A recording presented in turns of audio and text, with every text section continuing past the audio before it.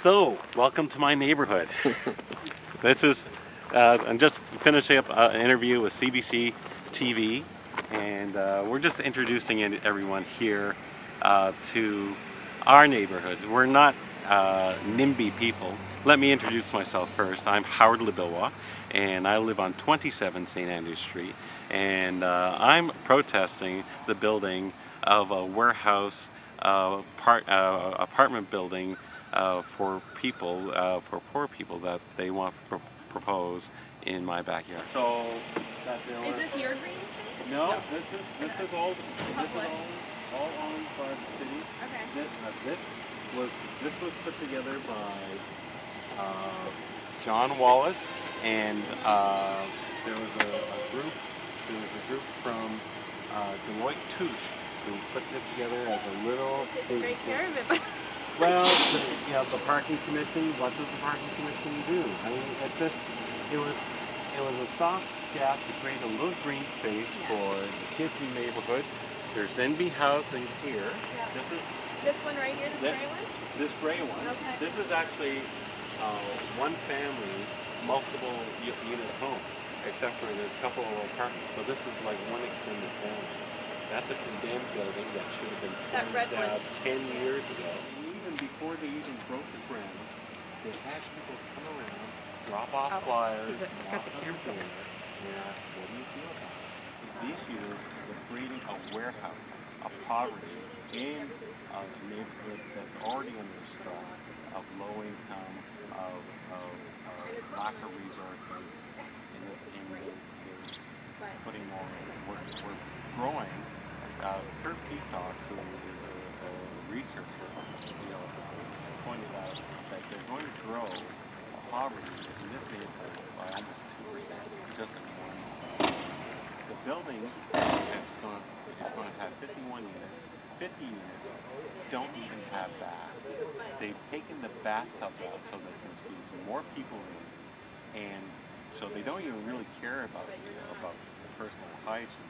But worse yet, they've granted variations to take away green space, because obviously these people don't deserve any kind of green space, and they've taken away parking requirements that 50 people will be looking to share 14 parking spaces, which 2 of them will be handicapped.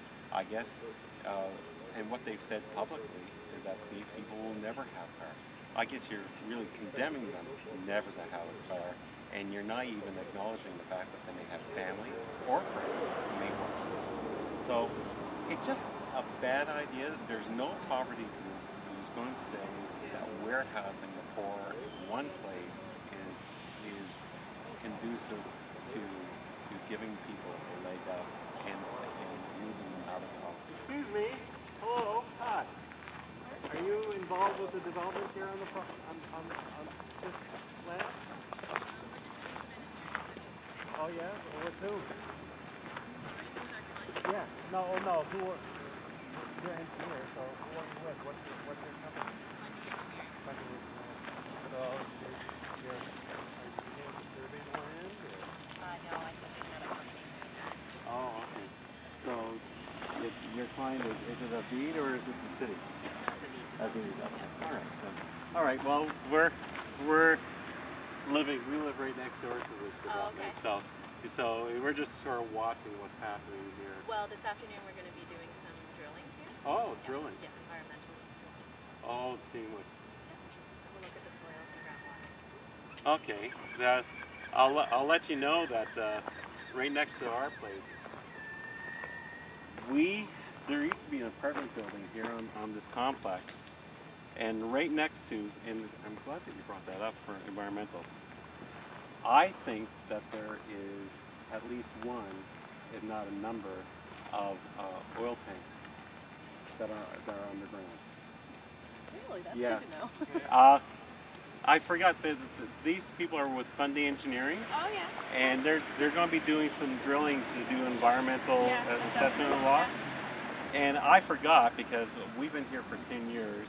There was an apartment building next to our building Yeah. that burned down, so half of our building was there. what they did is, it took them a while, but they actually tore it down, but they filled in the basement. And I'm pretty certain that there's oil tanks. So what, I mean, basically what it would be is that, how many units did you say? 50? There's 51 units, 50 units of, a single person between the ages of 30 and 50, non-elderly. They have to earn less than $10,000 a year, so they can't have a job. And the money for the rent would come from their social Yes, assistance yes, exactly. and go straight to the, But also the money for the development and the purchase of the land it's coming to the government. is coming from the government. So Provincial? it's not a risk. Provincial, federal. So there's no risk. And how did they find out about this? The city. Who told them? Well, this was being proposed on Bentley Street, and the residents, all those nice little townhouses that they built up, they began protesting it, and they withdrew it from the PAC. I'm not saying that this was a good idea for Bentley Street. I don't think that this kind of stuff is a good idea for anyone.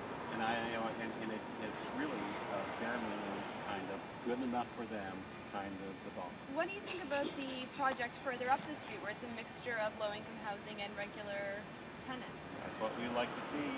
It's about hope. Yeah. That's all. Yeah, it's just, and it's about thinking things can be better.